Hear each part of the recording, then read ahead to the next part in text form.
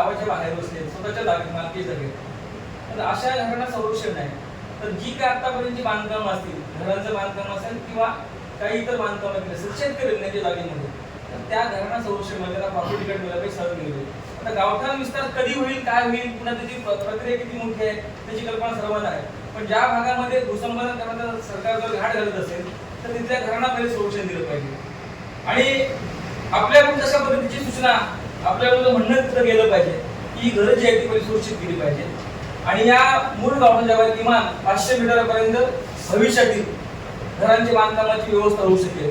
भविष्यात या भागातील शेतकऱ्यांना तिसरी म्हणून उभी राहील, पण इथं अस्तित्वाला निश्चितपणे धोका निर्माण होईल. कारण या सगळ्या याच्यामध्ये इथला सर्वसामान्य शेतकरी तो बिल्डर नाही, तो या पद्धतीने भांडवलदार नाही, उद्योजक नाही, तो टिकणं मुश्किल आहे. तर किमान त्याच्या भविष्यासाठी पुढच्या 2-3 पिढ्यांसाठी त्याला घराची व्यवस्था होईल.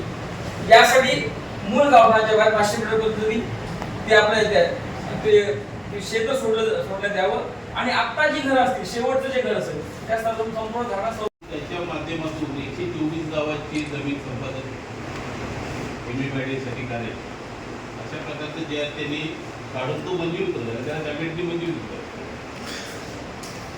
आमचं म्हणणं असं नाही की एमएमआयडी जे आहे काढावा, त्याच्या अगोदर ज्यावेळी पहिला नोटिफिकेशन निघाला त्यावेळेस इथल्या शेतकरी जवळजवळ 25,000 हरकती आम्ही नोंदवलेल्या, याची कल्पना तुम्हाला होत आहे. परंतु त्या कोकण आयुक्तांच्याकडे आम्ही नोंदवल्या, एमएमआरडीच्याकडे नोंदवल्या हरकती.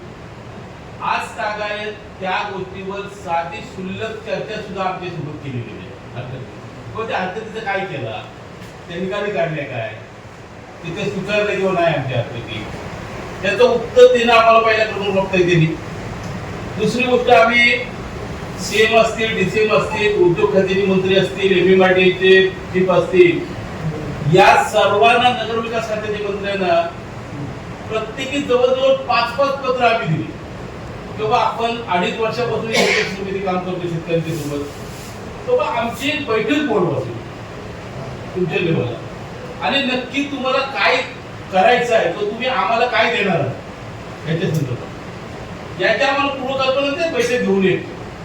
पण आज तक एकाही पत्राचं आम्हाला साधं उत्तर देण्याचं सुद्धा दायित्व त्यांनी दाखवलेलं नाही. आणि मग आता असा एक करच झाला की ते परस्पर येऊन सर्वे करणार आणि मग आमच्या लोकांच्या डोक्यामध्ये ते की बाबा आपण चर्चेला वेळ मागतो, वेळ देत नाही, चर्चा करीत नाही, डायरेक्ट येऊन सर्वे करतात. मग कोणतरी शेतकरी जातात, संघर्ष समितीचे आमचे पदाधिकारी जातात, पण त्यांना कुठून तरी आम्हाला उचलून लावावा लागतोय. तर तुम्ही आमच्याशी पहिल्यांदा चर्चा करा. कुणालाही विश्वासात न घेता एमएमआरडीने 4-5 दिवसापासून आमच्या विभागामध्ये सर्वेक्षण चालू केलंय.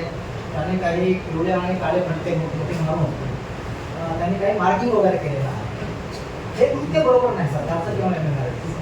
इथे जनता आहे, लोकशाही आहे, हे काय उपभोगशाही नाही म्हणजे की तुम्ही आलात आणि काही करून घेता. एकाही ग्रामपंचायतीला एमएमआरडीने कळवलं नाही की आम्ही अशा प्रकारे तुमच्या कार्यक्षेत्रामध्ये येऊन आम्ही काम करत आहोत. आणि मग नागरिकांच्या मध्ये संताप व्यक्त होऊ लागला. नागरिकांनी त्या आणि आता तिसऱ्या महिन्याच्या माध्यमातून तुम्हाला कल्पना असेल, तिसऱ्या महिन्याच्या माध्यमातून 124 गावांमध्ये तिसरी मुंबई हा प्रकल्प हो घातलेला आहे. आणि त्यासाठी जमीन संपादनाचा निर्णय सरकारनं घेतलेला आहे. 2.5% योजना लागू. त्याच्या विरोधामध्ये आमची संघर्ष समिती स्थापन झालेली आहे. ते सर्वे करून रिपोर्ट एमआरडी सबमिट करणार आहे. एवढ्या पुरतं ते मर्यादित झालं मला बोलले.